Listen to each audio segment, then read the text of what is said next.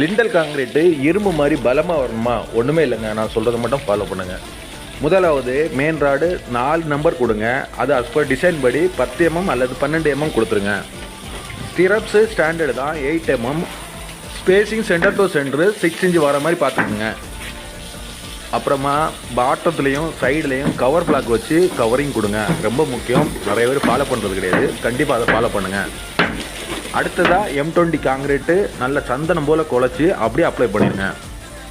Lintel thickness minimum 6 inch வர மாதிரி பார்த்துக்குங்க. மேக்ஸிமம் நீங்கள் 9 inch வரைக்கும் கொண்டு போகலாம். அது அஸ் பர் டிசைன் தான்.